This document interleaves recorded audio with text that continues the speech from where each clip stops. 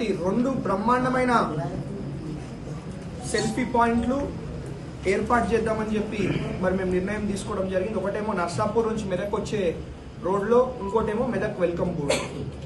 ఇదే కాకుండా మరి ఏడుపాయల అమ్మవారి టెంపుల్ కోసము అంటే ఎప్పుడు వీళ్ళు ఏం చేస్తూ ఉండే అంటే ఏదో ఫండ్స్ తీసుకురావాలా, టెంపరీగా ఏదో ఒకటి చేసేయాలా, పైసలు వేస్ట్ చేయాలా, కథం పట్టేయాలి. మేమేం చేస్తూ ఉన్నామంటే ఒక పర్మనెంట్ స్ట్రక్చర్, ఒక 80 లక్షల రూపాయలతోటి ఒక పర్మనెంట్ షెడ్ వేపిస్తూ ఉన్నాం. అంటే అది ఎప్పటికుంటుంది, ఇంకా షెడ్ డబ్బులు వేస్ట్ కావు, మళ్ళీ ప్రజలకి రేపటి రోజు ఇబ్బంది కలగకుండా ఎప్పటికా షెడ్ ఉండే విధంగా ఒక నిర్ణయం తీసుకున్నాం.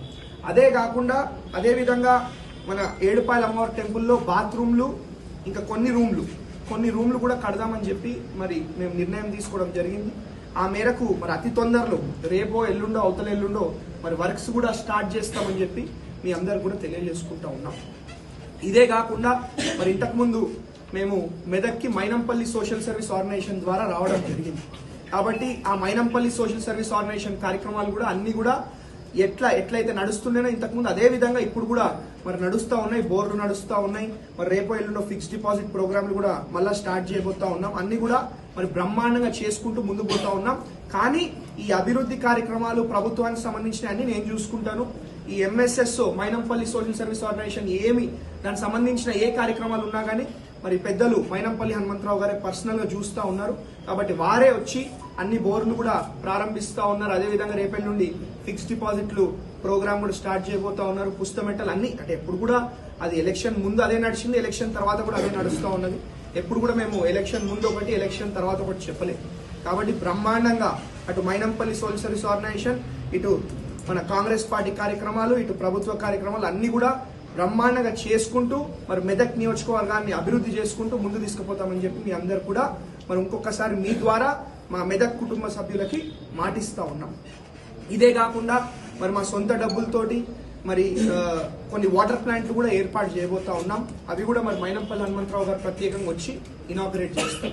ఉట్టి వాటర్ ప్లాంట్లే కాదు, దాదాపు 100 పిఓయూలు అంటే మరి ఒక గుడి దగ్గర కానివ్వండి, చిన్న స్కూల్ ఉంటే కానివ్వండి, అంటే ఉట్టి తాగడానికి పెద్ద ప్లాంట్ కాదు, ఒక 30 నుంచి 35 లీటర్లు వస్తాయి గంటకి. జస్ట్ ఒక తాగనికి పిల్లలు కానివ్వండి, ఎవరన్నా మన మంచినీళ్ళు తాగడానికి ఆ పిఓయూలు కూడా, ఆ పిఓయూ వాటర్ ప్లాంట్స్ కూడా చిన్నవి, అవి కూడా దాదాపు 100 మా సొంత డబ్బులతో ఏర్పాటు చేద్దామని చెప్పి మేము నిర్ణయం తీసుకోవడం జరిగింది.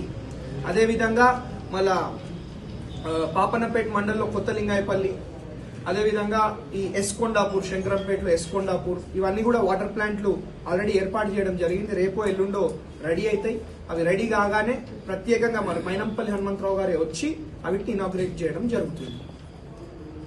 మరి ఇదే కాకుండా మరి నిన్న మొన్న నేను కొంచెం గ్రామాలలో తిరుగుతూ ఉంటే నాకు ఒక ముఖ్యమైన సమస్య, అంటే ఎట్లాంటి సమస్య అంటే ఇప్పుడు నేను ఎక్కడికి పోయినా కానీ అట్లీస్ట్ నిన్ననే ఒక 2-3 యాక్సిడెంట్లు చూడడం జరిగింది.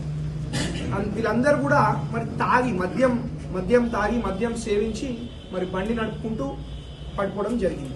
కాబట్టి నేను ఎస్పీ గారిని కూడా మరి ఎస్పీ గారితో మాట్లాడతాం, ఇవాళ రేపు మాట్లాడి డ్రంక్ అండ్ డ్రైవ్ కండక్ట్ చేసి, అంటే భారీగా ఫైన్ లేకుండా, ఎందుకంటే వాళ్ళు కూడా బీద వాళ్ళు ఉంటారు, ఫైన్ వేయొద్దని చెప్తాం. కానీ వాళ్ళని పిలిచి కౌన్సిలింగ్ ఇచ్చి, ఎందుకంటే ప్రాణాలు ముఖ్యం. మమ్మల్ని ఒక కుటుంబ సభ్యుడిలాగా ప్రజలు చూసినప్పుడు తప్పకుండా వాళ్ళ కుటుంబ సభ్యుడిలాగానే ఆలోచించాల్సిన బాధ్యత మా మీద ఉంటుంది. కాబట్టి తప్పకుండా మరి ఎస్పీ గారితో మాట్లాడి కౌన్సిలింగ్ సెషన్స్ అరేంజ్ చేస్తాం. కౌన్సిలింగ్ సెషన్స్ అరేంజ్ చేసి మరి మద్యం తాగి నడపకుండా చర్యలు తీసుకుంటాం, దాన్ని కట్టడి చేసే విధంగా పనిచేస్తామని చెప్పి మీ అందరూ కూడా తెలియజేసుకుంటా ఉన్నాం.